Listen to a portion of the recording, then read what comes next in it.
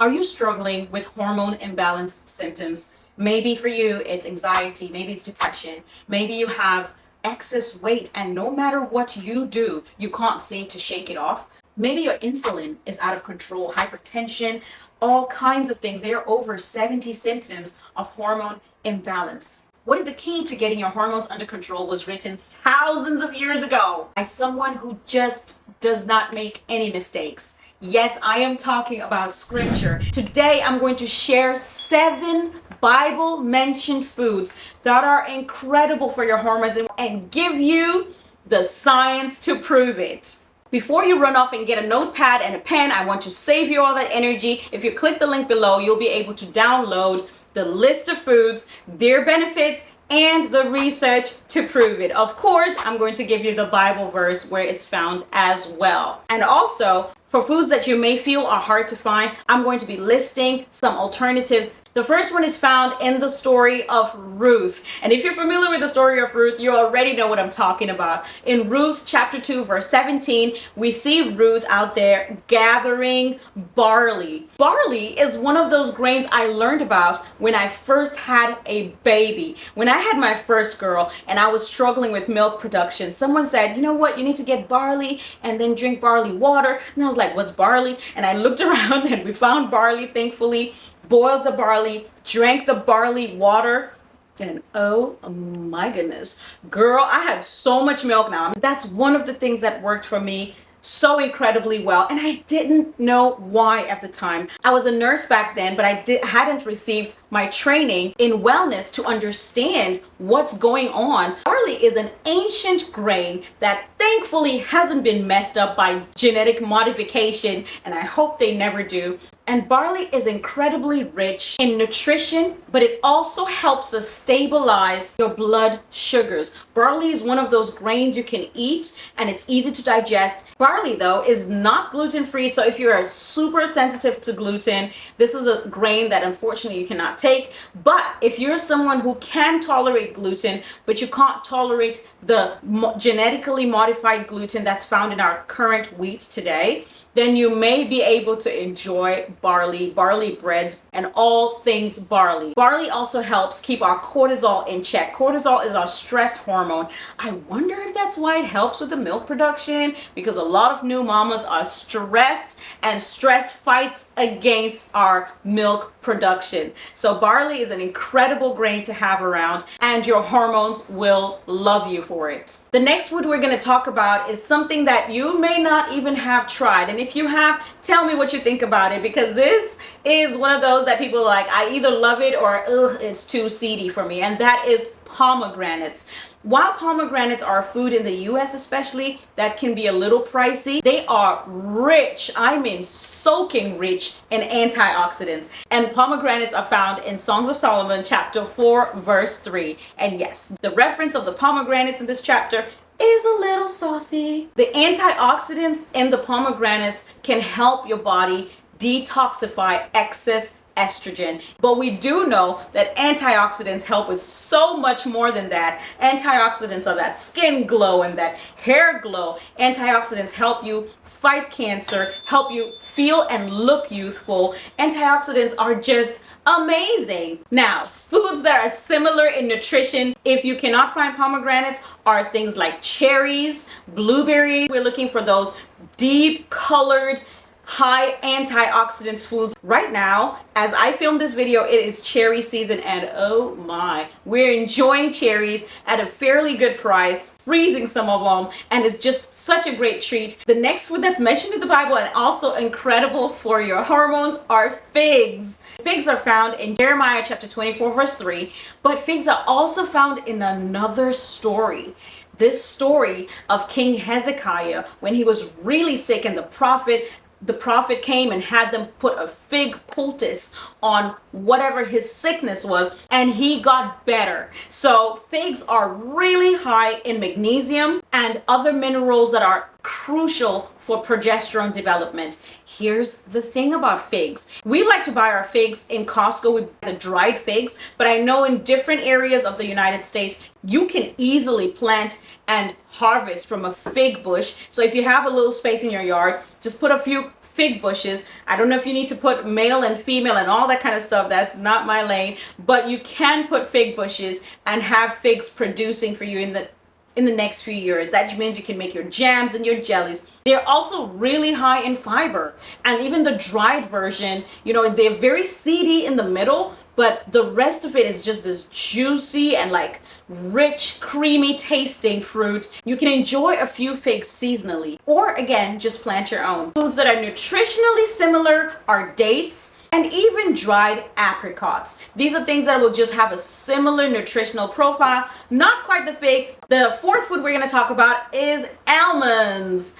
Almonds are found in Genesis 43 verse 11, and in almonds is a rich source of vitamin E. Vitamin E is incredible for reproductive health. We know that we buy vitamin E oils for our skin, for our hair, for our nails. We put it in our cuticles. It's also crucial for your body to use in building hormones and building cells and repairing tissues inside your body. So don't snooze on vitamin E sourced foods like almonds. In fact, in the Bible times, almonds were usually used as a traveler's gift or a long-term, long journey food to carry, because they are also a really rich source of protein as well as other fats. So almonds are so versatile. Sometimes you can actually grind them up and make almond flour. You see there's a lot of gluten-free options that involve almond flour, like almond cookies, almond muffins, but you can also just blend a few and add it to your baked goods. You can blend it, make an almond milk and add it to your soups, especially your cream-based soups. Eat it with your cereals. And if you make your almond milks at home, you actually get almond nutrition other than the scams that we've heard about when researchers showed that these store-bought almond milks have very few almonds in it and more so colors and like and gums to make it thick and all this kind of stuff. That's just, and it tastes yucky, except that they put a ton of sugar and a ton of artificial vanillas. But if you make it at home, oh my yum, even your kids will love it. The next one we're going to talk about is also a nut, and these are walnuts. Walnuts are also found in Songs of Solomon, and that's in chapter 6 verse 11. You may have seen online pictures of walnuts and they're put next to a brain. They have been studied to show that they are very helpful with our brain health. Walnuts are also really great for energy, to support our energy sources and our energy production in our body, which I know when we struggle with hormone imbalances, sometimes our energy is just like flat, and you want to love your children, you want to enjoy them, but you see them coming and you're just like, no, not again. And as a mom of 5, listen, back in the days, I was struggling. Like I was like under that heap, and I'm like, I know I love my kids, but why do I just feel so tired and so irritated? Because I myself had no energy, and yet these energy people are coming to take more energy from me. So that's just how it felt. But if you eat a good diet, you may be able to support your energy sources in your body. And also walnuts have great fats in them and have great nutrition in them that can help you support your adrenal glands during stress seasons. Your adrenal glands, if you've heard about adrenal fatigue, are the glands that help produce a lot of your hormones. Adrenal glands can get tired or fatigued or overworked or just like not supported, and so you go through what's called adrenal fatigue, and your adrenals are not producing enough hormones, and so you're very sensitive to stress. Things that would have never stressed you like are overwhelming, and just like, I don't even know what to do. I'm just so overwhelmed right now. And again, you can add them to your baked goods. You can add them to your homemade granolas. You can add them. You can make really incredible, delicious patties with them. You can add them to your meat patties, but you can also make patties that like have chickpeas and oats and like walnuts and stuff in them. And they're just, incredible. If you're thinking, my goodness, I might have hormone imbalances and I want to fix it, I'm tired of feeling this way, and I know just like this list is not the full answer. I help women with holistic Hormone Reset. I literally help you press your body's reset button so you can feel confident again, get that body that you love the girl that you're in. And I have a free masterclass where we just deep dive into hormones, and I give you the 4-step formula, just 4, that I use with the women that I coach, that is so proven. And when you see it, everyone just says, oh my goodness, that makes sense. That's why everything I've tried hasn't been working. And it's super simple. You'll get it immediately and you can apply it to your life starting today. So be sure to check the link below. I will have either a masterclass coming up that you can sign up for or a replay available for you to watch. So let's hop on to number 6, and maybe one of my favorites. Number 6 is honey. Honey is found in so many verses in the Bible, but also in Proverbs 24 verse 13.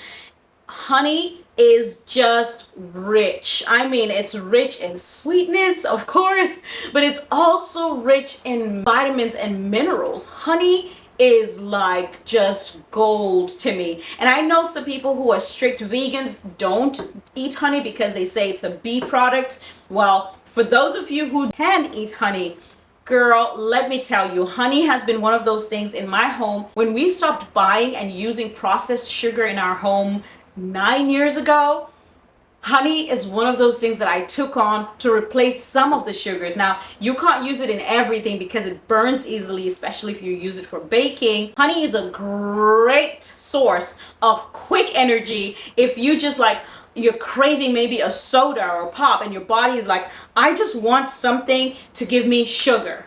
You know that sugar craving that we have, and we reach out for something sweet. A good teaspoon or tablespoon of honey that you just eat slowly because it is sweet, but it's actually good for you. Of course, everything in moderation. You don't want to take a whole bottle of honey, but no, hardly anyone does that, right? We only eat a whole bar of chocolate.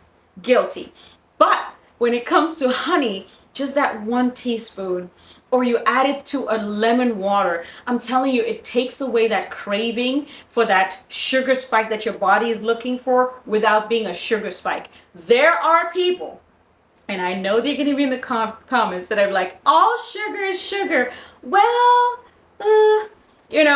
do your research, because I don't want you to just listen to it because I said so. Like Nurse Annie said so. No, do your research. Be very sure. I am very sure that not all sugars are created equal. Some are natural sugars and some are chemical sugars. There is no equality in that. And the way your body processes each type of sugar is different. Maple syrup, honey, agave, whatever, sucanat, your body processes sugar differently. So do your research.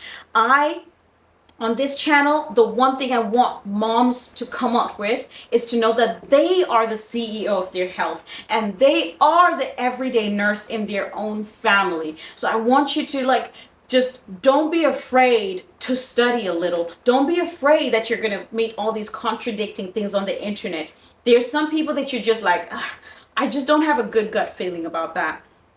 Or that it doesn't make sense. Or like, where's the science? Because people just say stuff. Study your body to know how your body works and to actually see how each thing is broken down so that you know for yourself whether all sugars are equal or not. Honey is like sweetness, but like with a purpose. And some people who have allergies and really sensitive histamine reactions sometimes eat local honey, local raw honey, in order to get the benefits from the pollen, from the local pollen, and find that to be helpful. And you may know that there are even honeys that are raw and so specialized that they're called healing honeys, like Manuka honey, that people use when they're really when their body is really in crisis and it just needs just pure goodness. And that's when they have, I actually have a church member that recently gave me some honey. And my goodness, this is honey from his bees. Shout out to Mr. Adam. Honey from his bees. Let me tell you, that honey is so incredibly pure tasting. It doesn't have, I like honey anyway. But when I tasted that honey, I became a honey snob. Now I'm like, this is the only honey I ever want to eat in my life.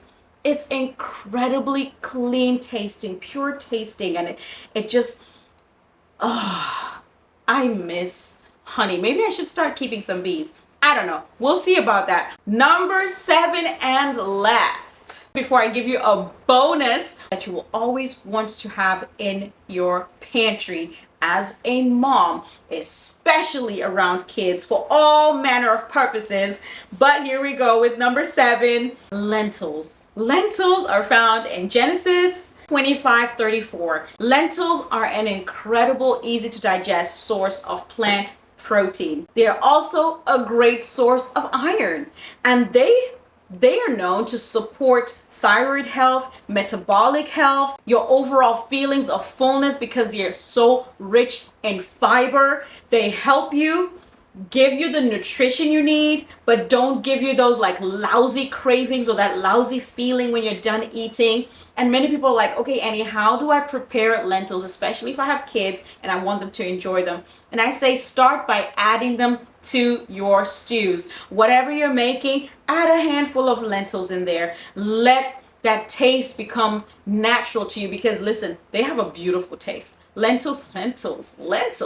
They have a beautiful taste anyway, but let your family get used to that taste. And eventually you can put less and less chicken in that dish, or you can, and then you can just have days where you're eating a good plant-based meal. Lentils are just an overall great fuel that burns clean for your body, and they contain so many proteins and minerals. And even for people who are sensitive and really gassy when it comes to legumes, lentils are easier to digest. If you soak them for about 6 to 8 hours before you cook them, because I cook them from dry, they're even easier to digest. This comes from a woman who wouldn't eat anything if it wasn't batter fried, drizzled in cheese, or it came from a package showing that it was highly processed. I was like, potato for what? Give me the chips instead. And I had to eat a whole bag of Lay's chips by myself. So to transition my family was no small feat. To transition myself was an even bigger feat. So I'm telling you, mama, you can do this. You can start to incorporate these foods into your diet, as well as other foods I mentioned, like in this video over here, where you'll learn about more foods you can eat. This video here tells you foods that you can avoid if you want to get to your hormone reset. The bonus today is a world-class food, and that is garlic. Garlic is found in Numbers chapter 5 verses 11. Garlic, what can I not say about garlic? Garlic is like its own video, if I'm to be honest. Garlic is one of the most potent antimicrobials that is on our earth right now. So you might ask me and say, well, Annie, if that's true, then why, when I'm sick, does not my doctor prescribe garlic to me? And I'll tell you a simple reason. That's not profitable. Did I say that loudly? I did. It's true. Garlic is an antifungal, antibacterial, antiviral, anti-inflammatory. Garlic, I mean, listen, garlic is also stinky. Yes, it will sit on your breath. If you eat garlic for lunch and go around people, they're like, ah. But there are ways to combat that. And if you had to choose between being healthy and having like up close breath, I don't know. That would be a tough one for me, but I eat garlic. And you can also choose to put it at meals where you know you're not going to be interacting with people too much. You can have it one meal in your day, maybe let it be your last meal that day. And guess what? And here's the best part. If you eat garlic, someone else in your family eats garlic, and all of you just eat food with garlic, guess what? You don't smell it quite as much. If you're the only one, then it kind of stands out. But there are things that you can do. Brush our teeth and clean them up real good. Maybe add some baking soda or some charcoal in there. Get that garlic smell out. Garlic is also really great for helping your immune system. It's one of those things that's a good immune boost for your body. It also helps regulate cortisol. Cortisol, again, is your stress hormone and that feeling that you have when you're overwhelmed by stress. Garlic is just a good addition. I mean, garlic, come on. Garlic, cold and flu seasons. I make this honey based. Ooh, honey, there it is again. Honey with garlic, ginger, and onion, and then just let it become a syrup. That's like a cough, anti this and that other thing syrup. And you just give the kids that, and it's in a sweet honey base, and they'll just swallow it because it smells a little like honey, garlic, and a little like ginger, and a little like onion, but it's sweet. So it's easier for them to take it in. And now you're getting the benefits of honey, you're getting the benefits of garlic, ginger, and onion. So garlic is just garlic. I don't know what to tell you. Like, and here's how I like to use garlic. Of course, you can make garlic breads, and wow, how delicious that sounds right about now, because I am a certified breadhead. Yes, I don't overdo it because I know better, but I am totally a breadhead. I love sourdough bread, and I love it with some garlic spread. But here's what you can do. You can take your garlic and crush it and add it to your meals, to your stews, to your soup, whatever it is you're eating. After you're pretty much done cooking the thing and it's cooked, then you just add the garlic real quick so it gets steamed.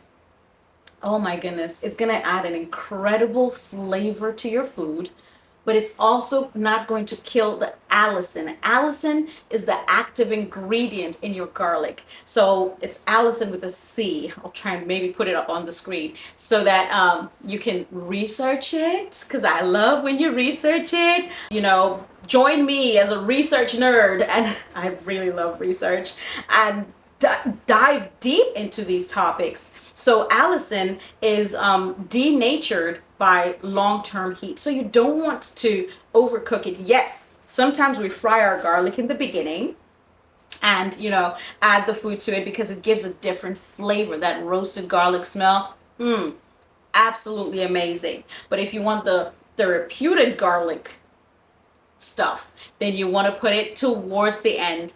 But other than that, garlic is your new best friend. Now we're pretty much at the end, but I want to ask you a favor. Do me a favor. If this video has been helpful to you, please press the like button. And if there's anything that you learned that you're just like, I didn't know that, please put it in the comments, because I want to know what really is causing an impact so I can share that with other women just like you.